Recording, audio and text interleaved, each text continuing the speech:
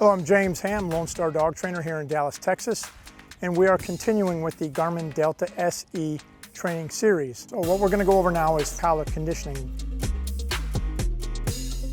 Heel, place. Good job. Bro, get it.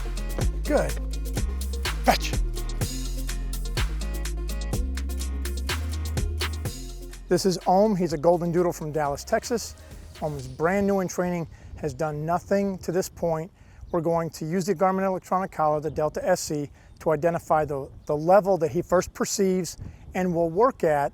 And then I'm going to move around to teach him that looking at me is what I'm looking for. A process we call collar conditioning. And I may bounce back and forth between momentary stimulation and continuous. You will hear that on the speaker or see it on the light on your screen, so you'll know when I'm working with the collar. There's not a lot of talking going on here. This is for the dog to figure out what I'm looking for. There may be a little bit of physical touch, but what I'm looking for is a low distraction environment to begin in.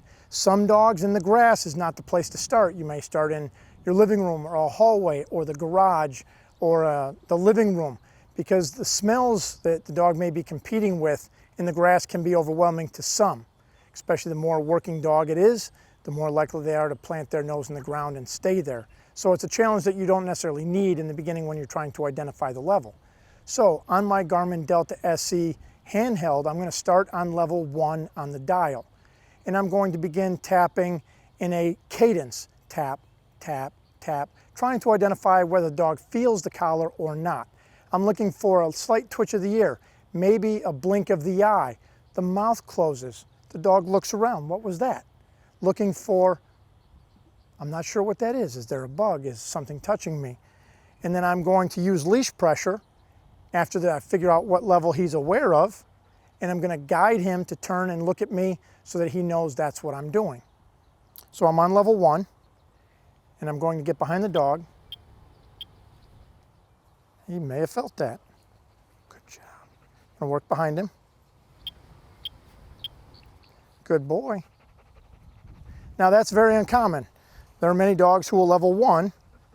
They aren't perceptive of it.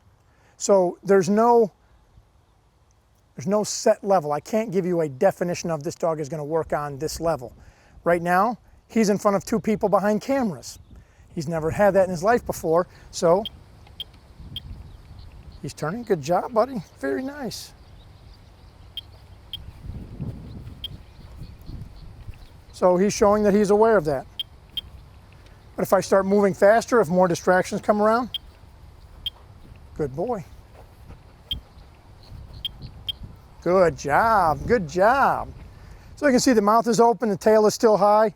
Dog looks very relaxed, and that's what we're looking for. Looking to keep him happy. But I'm going to constantly try to move away and move behind to see if he's in fact paying attention to me. Because once I have them paying attention to me, I can teach him anything.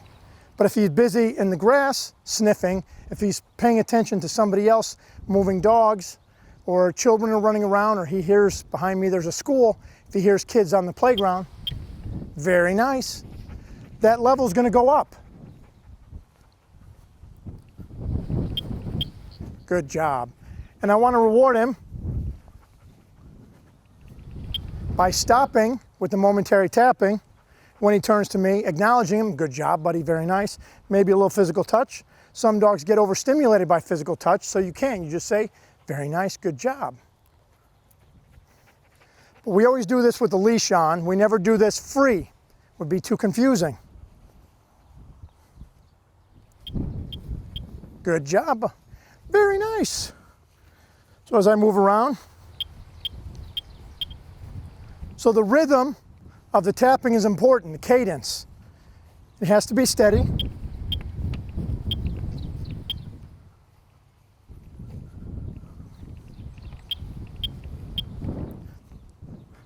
The more consistent it is, the easier it is for the dog to understand. Right now I'm operating on a level 3. A lot of people moving around, he's not used to that, but he's quite calm. Doing very nice.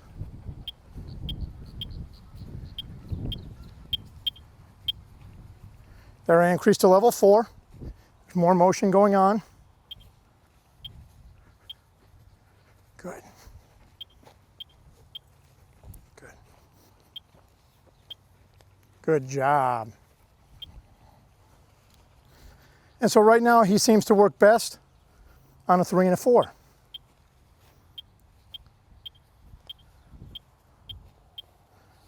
But as dogs move around, his interest goes higher.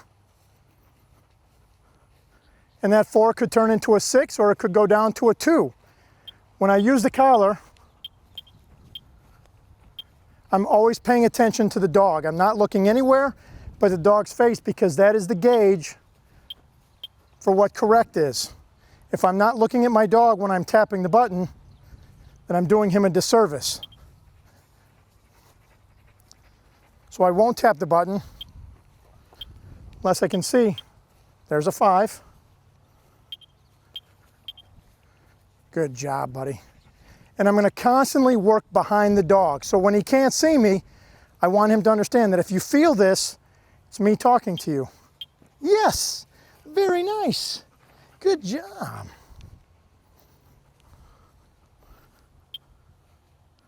Good. Anytime I start motion or stop motion, I'll tap the collar. Very nice.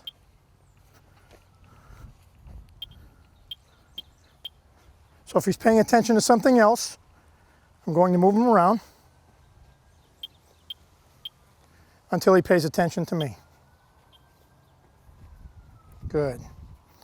Very nice. And it's a warm day. It's about 93 degrees right now, so that's going to shorten the duration of time I can work with him. And I would expect this session to last no more than 7 to 10 minutes.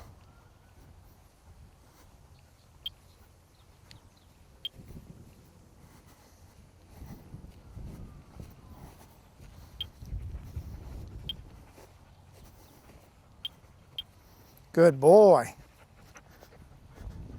And so Ohm was a jumper and a puller. Very nice. And that lets me know that his range generally is going to be between a 2 and a 5 today at 93 degrees with unusual distractions around that he's never really seen before. And that would be my starting point. And so every lesson I do after this, I'm going to start somewhere between probably a 2 and a 4 so that I know he at least can perceive that level. It may change throughout the duration of training as necessary based on distraction, energy level, all other environmental factors, but ultimately it gives me a good starting point, and that's what I need to know about my dog. Good job. And there we have selecting a level and the initial stages of conditioning the dog to the electronic collar. Good boy, Ohm.